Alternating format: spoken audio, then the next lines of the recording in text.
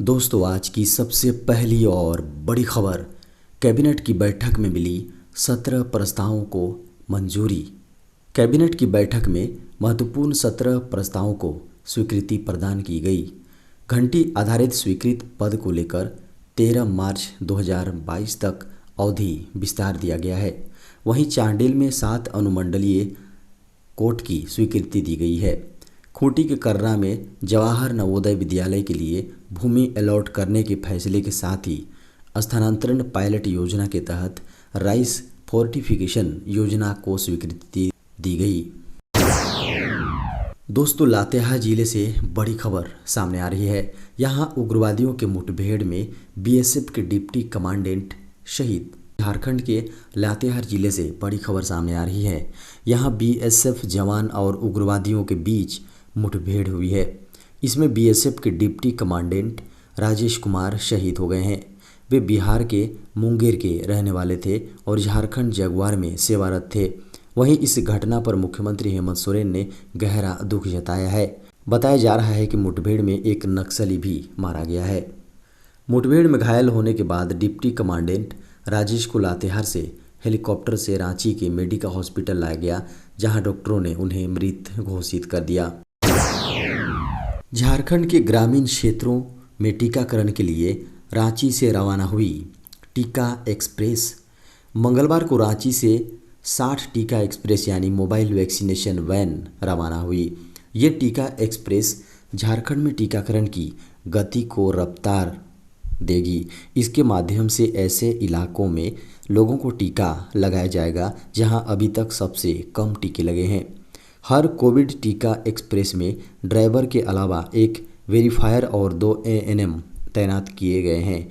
Cold chain को maintain करते हुए हेल्थ डिपार्टमेंट की ओर से इन्हें टीका उपलब्ध कराया जाएगा।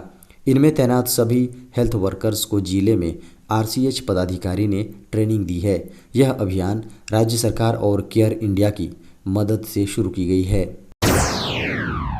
झारखंड के पूर्व मंत्री एनोस एक्का के जब्त बंगले में ईडी ने खोला अपना कार्यालय। झारखंड सरकार के पूर्व मंत्री एनोस एक्का का जब्त मकान को ईडी ने अपना मुख्यालय बना लिया है। अभी तक ईडी का कार्यालय पीपी कंपाउंड में था। ईडी के द्वारा वर्ष 2018 में मनी लॉन्ड्रिंग के मामले में हिनो स्थित एनोस एक्का का मकान को जब्त किया गया था। पूरा कार्यालय को शिफ्ट कर दिया गया है। ईडी का कार्यालय 1,58,00,000 रुपए में तैयार हुआ है। ईडी के द्वारा जब्त करने के बाद कार्यालय खोलने का लगातार काम चल रहा था। पूर्व मंत्री एनोस एक्का का ईडी के द्वारा पूरे झारखंड में करोड़ों रुपए की संपत्ति को जब्त किया जा चुका है। आपको बता दें कि पूर्व मंत्री एनोस एक्का होटवार स्थित बिरसा मुंडा केंद्रीय कारागार में पारा शिक्षक मनोज कुमार की हत्या के मामले में बंद हैं। झारखंड प्रशासनिक सेवा के 53 अधिकारियों का हुआ तबादला। झारखंड प्रशासनिक सेवा के अनुमंडल स्तर के सभी पदाधिकारियों को अपर समाहर्ता एवं समकक्ष स्तर पर प्रोन्नति करते हुए उन्हें कई पदों पर पदस्थापित किया गया है। मंगलवार देर शाम इस संबंध में कार्मिक प्रशासनिक सुधार तथा राजभाषा विभाग ने अधिसूचना जारी की है।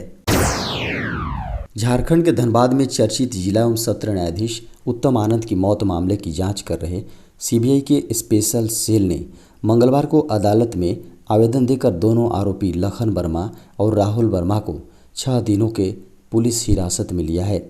इसके पूर्व मंगलवार को दोनों इस मामले में रिमांड लिया गया था। जी हां, दोनों को रिमांड में लिया गया था, जिसके बाद कांड के अनुसंधानकर्ता ने अदालत में आवेदन देकर ऑटो चोरी के मामले में दर्ज की गई प्राथमिकी में दोनों से पूछताछ के लिए 6 दिनों की हिरासत मांगी थी।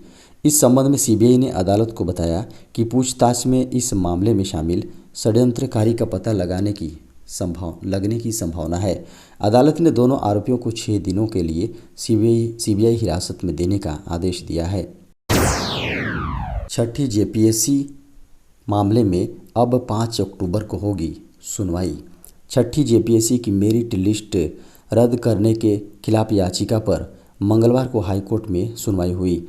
डबल बेंच ने सभी पक्षों की सहमति से मामले की अगली सुनवाई के लिए 5 अक्टूबर की तारीख निर्धारित कर दी है। प्रार्थी शिशिर तिग्गा और अन्य की अपील याचिका पर सुनवाई करते हुए हाईकोर्ट की डबल बेंच ने रिट दायर करने वाले याचिकाकर्ताओं को नोटिस जारी कर प्रतिवादी बनाने का निर्देश दिया है। हाईकोर्ट के चीफ जस्टिस न्यायमूर्ति डॉक्टर रवि रंजन एवं जस्टिस सुजीत नारायण प्रसाद की डबल बेंच में इस मामले की सुनवाई हुई। पेट्रोल और डीजल की फिर बढ़ेगी कीमतें, 3 साल के उच्च स्तर पर पहुंचा कच्चे तेल का दाम। पेट्रोल और डीजल की कीमत जल्दी बढ़ने वाले हैं। आम आदमी की जेब ढीली हो सकती है।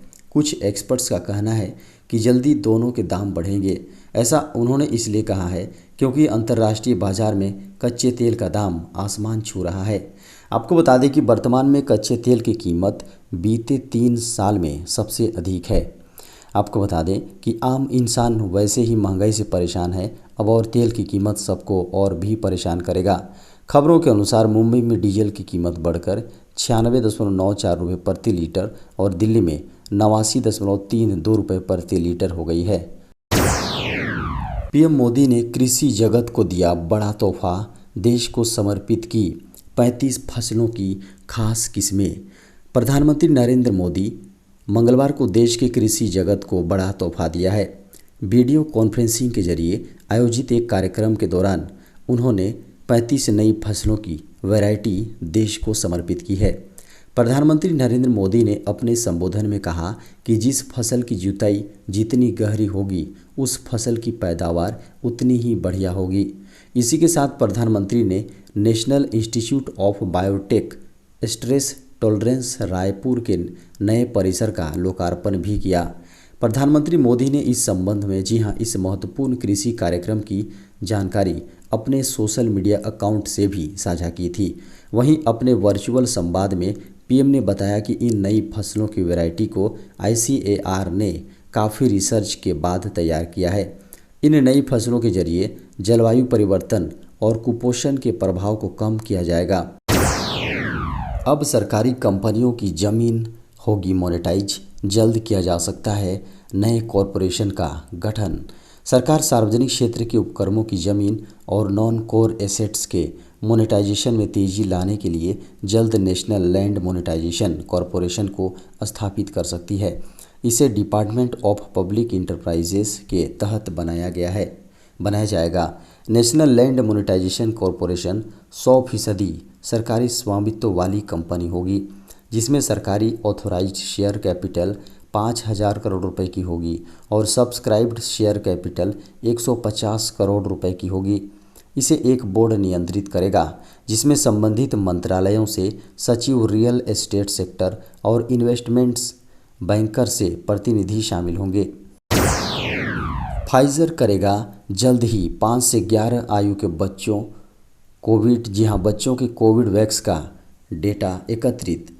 फाइजर जल्द ही अमेरिकी के खाद्य एवं औषधि प्रशासन को 5 से 11 साल के बच्चों के लिए अपने mRNA कोविड वैक्सीन की सुरक्षा के संबंध में डेटा प्रस्तुत करेगा।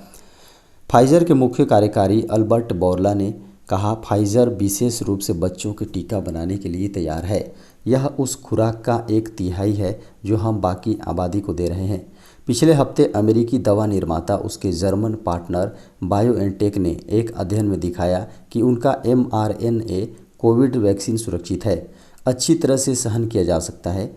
5 से 11 वर्ष की आयु के बच्चों में मजबूत न्यूट्रलाइजिंग एंटीबॉडी प्रतिक्रिया पैदा करता है।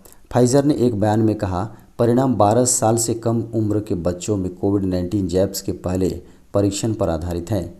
चरण में 2/3 के अध्ययन में 5 से 11 वर्ष की आयु के 2,268 बच्चों को नामांकित किया गया। उन्हें 21 दिनों के अलावा 10 माइक्रोग्राम की 2 खुराक वाली खुराक दी गई। 30 माइक्रोग्राम की खुराक से छोटी खुराक का उपयोग 12 वर्ष या उससे अधिक उम्र के लोगों के लिए किया जाता है। बाढ़ग्रस्त इलाकों में तुरंत मिलेगी मदद, शुरुआत हुई आपदा मित्र योजना। केंद्रीय गृह मंत्री अमित शाह ने मंगलवार को राष्ट्रीय आपदा प्रबंधन प्राधिकरण के 70वें स्थापना दिवस का उद्घाटन किया। इस साल स्थापना दिवस का विषय हिमालयी क्षेत्र में आपदा की घटनाओं के व्यापक प्रभाव हैं। इस मौके पर गृह मंत्री अमित शाह ने कहा कि राष्ट्रीय आपदा प्रबंधन प्राधिकरण एनडीआरएफ और एसडीआरएफ ने 17 सालों में देश के आपदा प्रबंधन के इतिहास को बदलने का काम किया और पूरे देश की संवेदनशीलता आपदा प्रबंधन के साथ जोड़ने का काम किया है।